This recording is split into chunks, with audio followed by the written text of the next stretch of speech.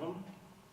My name is Jack W. Peters. I'm the president and one of the instructors of the American Explosives Group, and we do specialty explosive awareness training for both first responders and public safety agencies. And why is this information important? Well, for two reasons. Your agency is going to fall into one of two categories: one that's already dealing with explosive-based threats, or one that will. It's just a matter of time. And what we want to do is kind of demystify some information about explosives and IEDs. So let's get started. We also just released a book that we have that covers a lot of this information. Why do criminals and bad guys use explosives? Well, one, they're very effective. It's a way that they can create a lot of fear, death, and injury, and not expose themselves to too much danger themselves. They can use it as a hit-and-run tactic. Overseas, they're responsible for 40% of death and injuries. They're also cheap and reasonably easy to make. And again, low exposure for the suspect, and they create a great deal of fear. Even if they don't actually kill or injure anyone, they can change the way we do business, they can change the way we live, they can even change our economy and so forth. So terrorists can use a little bit of materials to create a lot of fear in effect. You will see from our case study that criminals and terrorists are motivated by a wide variety of factors. And you know, a lot of the emphasis now is on radical Islamic terrorism, and that's certainly true. But I'll show you examples of the use from extreme political right and left groups or individuals. They can be motivated by mental health disorders, acts of revenge, maybe just to commit a crime, as well, of course, as Islamic jihadists. And speaking on that subject, I'll tell you the numbers are alarming. Department of Homeland Security says 122 cases since 9/11. That's old information. The FBI says 1,000 active cases just for ISIS, but ISIS is one of only about 12 groups that's in the United States right now. It's also estimated there's around 22 to 35 training camps in this country.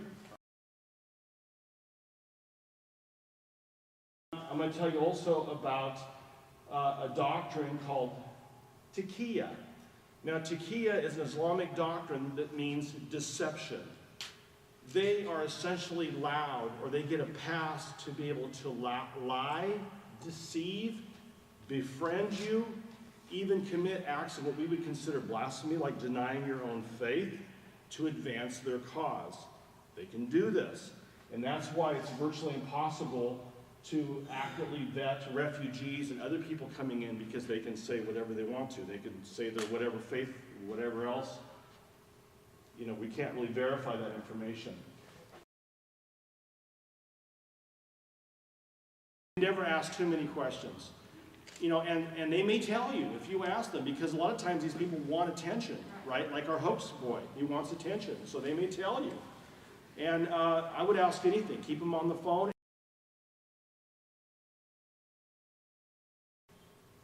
So what I'm going to talk about first a little bit is homemade explosives. Why do criminals and terrorists want to make homemade explosives?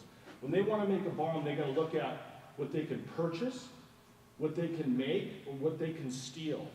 If they can't readily buy something or steal something, they can make their own materials. So again, this is all going to evolve, and it's going to change constantly based on what's available to the bomb maker. And the thing that first responders need to know about bomb labs is bomb labs look just like drug labs, pretty much exactly like drug labs. The same type of materials, the same type of equipment, and the powder substance they make pretty much looks the same. So the important thing as a first responder to know is you may have a funny looking lab set up with burners and pots and beakers and so forth that's creating a white powder. Maybe you assume that's drugs, maybe it's not drugs, maybe it is an explosive material.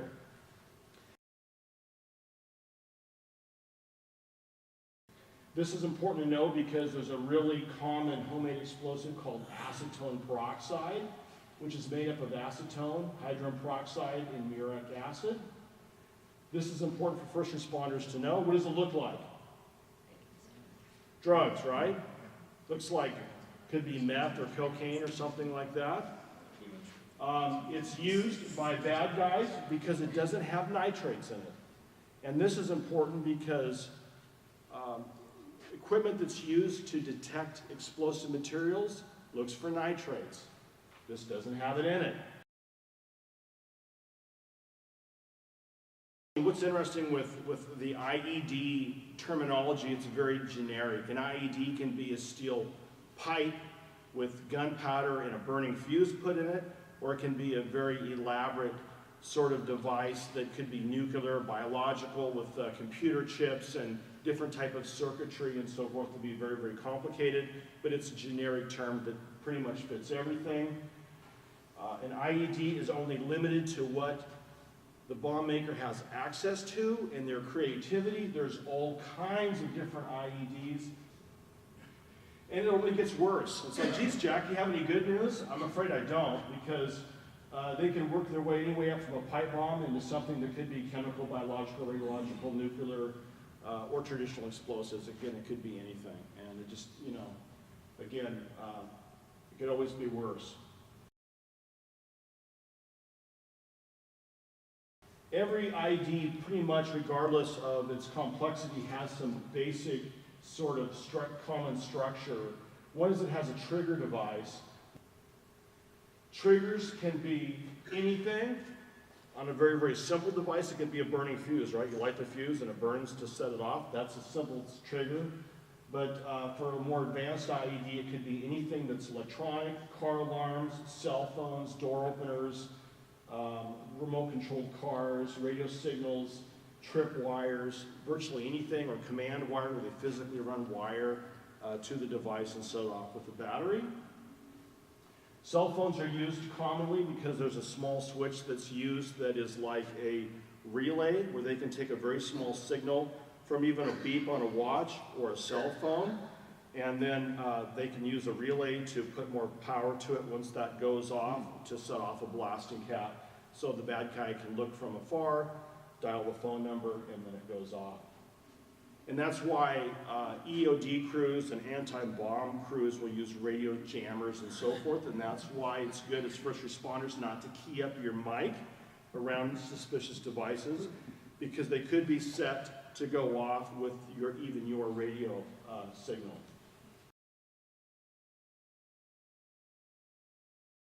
So next what I'm going to talk about is possible locations. Where do people could put possible IEDs? And this is important for first responders so we know where to look, right? And we also hear the terminology hot zones, warm zones, and cold zones.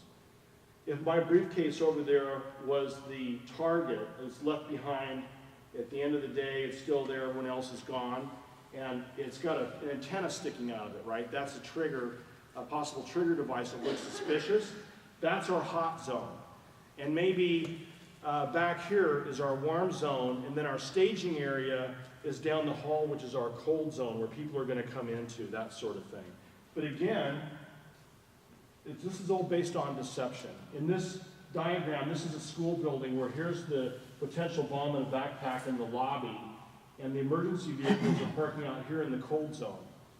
But a bomb maker or a terrorist can figure this out. They may pull the fire alarm, you know, a month or two early and figure out, where do the kids go? Where do the emergency vehicles park? Okay? And then they may place secondaries or additional devices in other locations, because again, what they want to do is create the most fear possible. So this is really sick or evil, but you have to almost think, you know, the way they would think. You know, where would you put it to cause the most damage? And that may help you find what you're looking for, where there's potentially more locations. And in the book, we go through this scenario in detail that's interesting.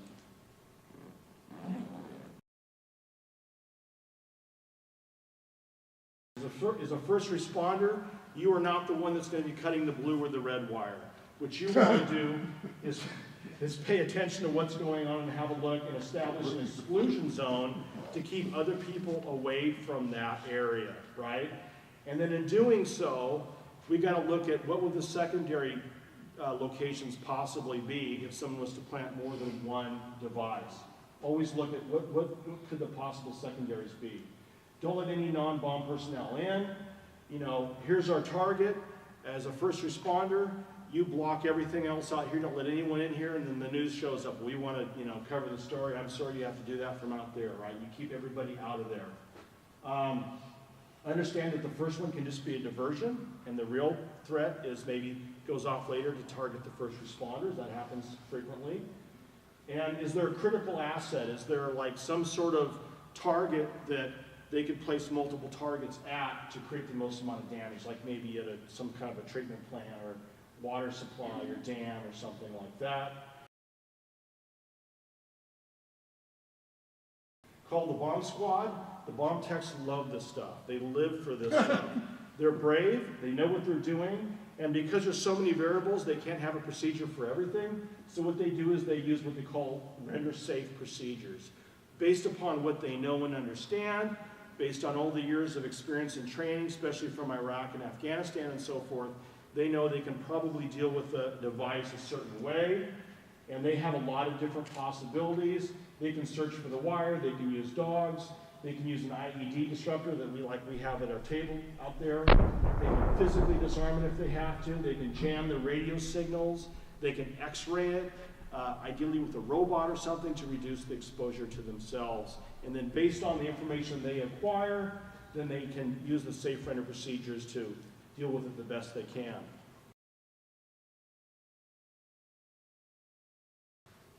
This is also really important as a first responder to know that people that make and cook explosive materials, they leave evidence behind before an actual terroristic event.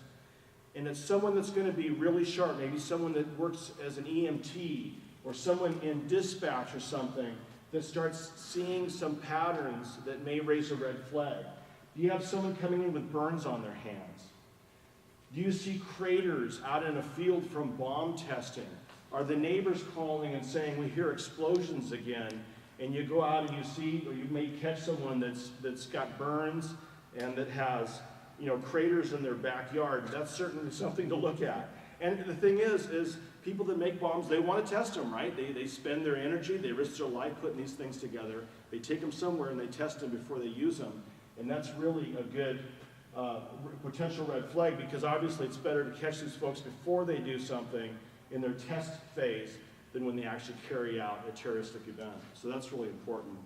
So, in conclusion, as first responders, I mean, you have a lot of ability to not only save lives, but to prevent, you know, injury and the loss of life. And again, if your agency is not already dealing with explosive-based threats, you will eventually. It's just a matter of time. So we really appreciate you taking your time out to learn what you need to not only keep you safe, but in turn, the public safe that count on you every day. Thank you, everybody. I really appreciate your time. And we've got a class tomorrow if you'd like to join us. Again, thank you. Appreciate your time.